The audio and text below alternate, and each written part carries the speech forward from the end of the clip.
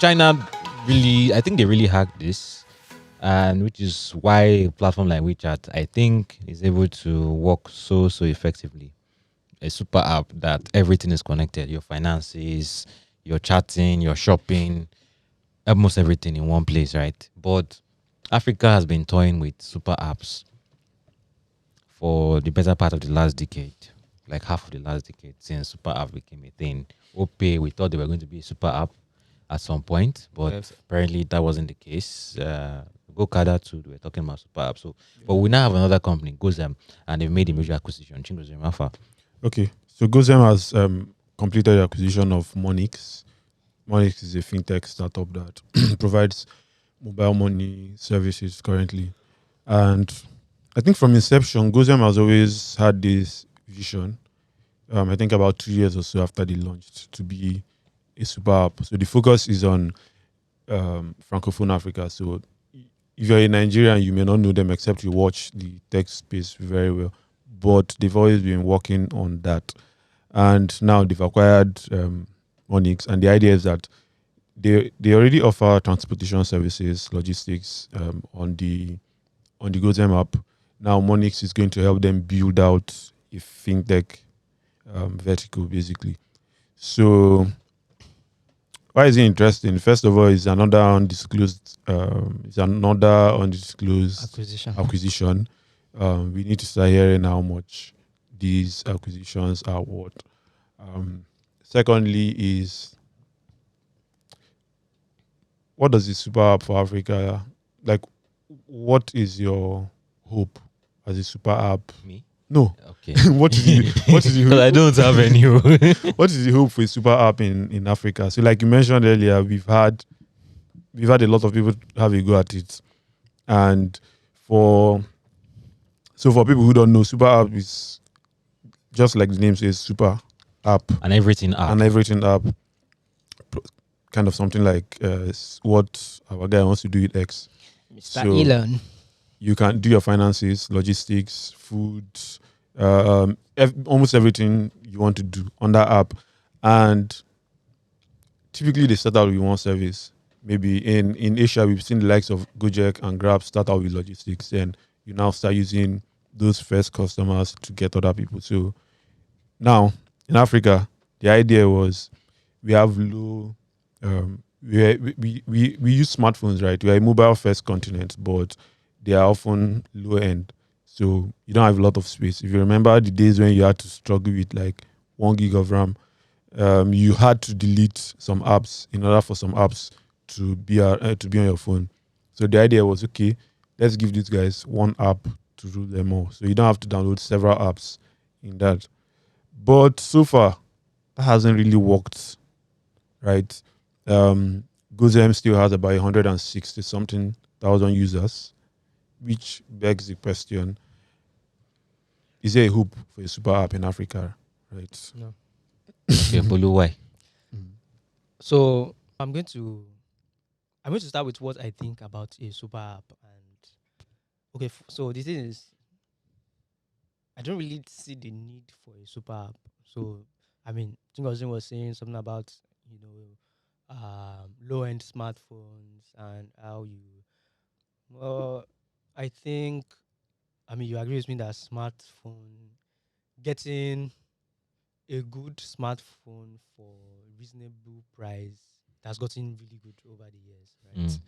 You see spec sheets and you see price, you be like, how now, right? Wait, like how? Like what kind of money is this, or what kind of No, spec how is like this how do you provide all these things for and the this phone is amount? so cheap?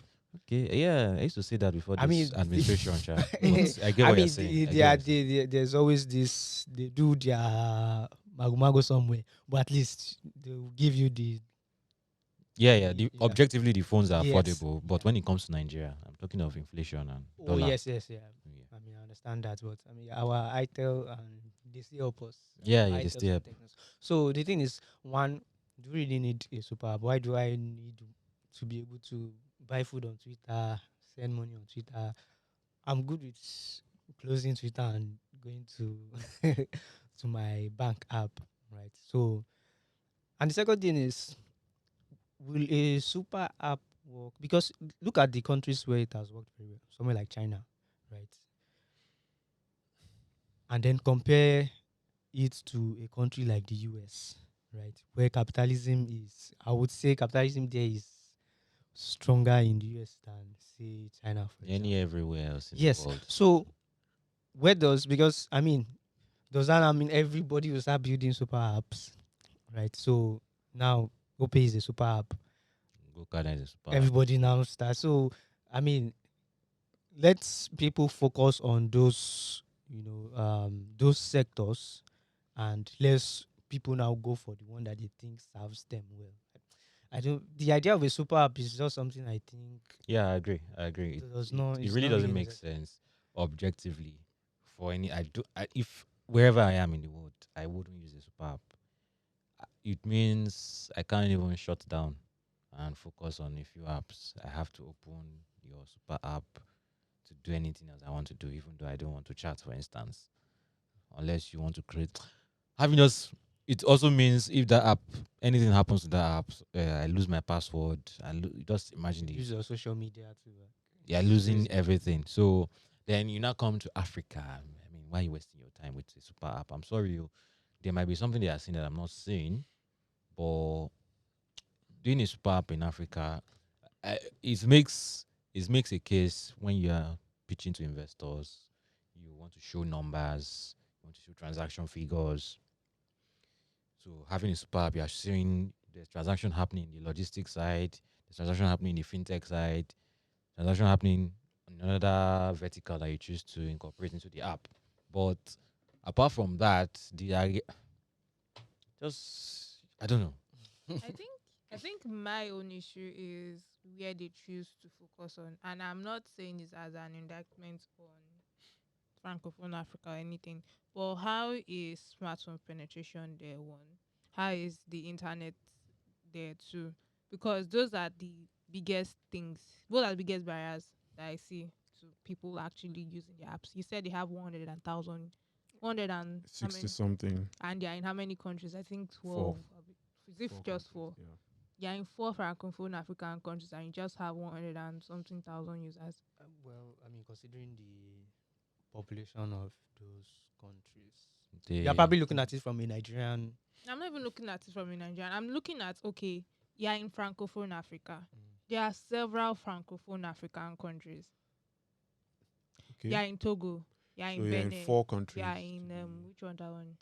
Togo, Cameroon, Gabon, and Benin. Benin Republic. Yeah. Okay. How many people are in Cameroon? I don't have I don't have those numbers off the top of my so head, but an average of 5 to 7 million people in each of these countries. And then we are talking about Africa, and then you now have to now minus the amount of you, people that actually have access to internet. do you know That's Wave? what I'm saying. The whole smartphone and internet True, okay, thing. I get your point. Do you know Wave? Mm-hmm. They have 6 million users in Francophone Africa. Good. So it's not exactly about the region. It's They have probably about the business model. I think Mm. I get what people are saying because these objections will probably play in the minds of anyone. But then the usual idea or usual justification for what do you call it, a super app has always hinged on ease.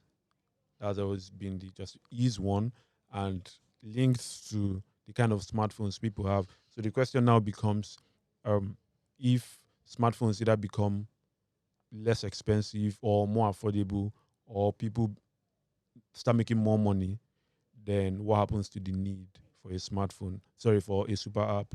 And this was also built on the Gojek and Grab playbook.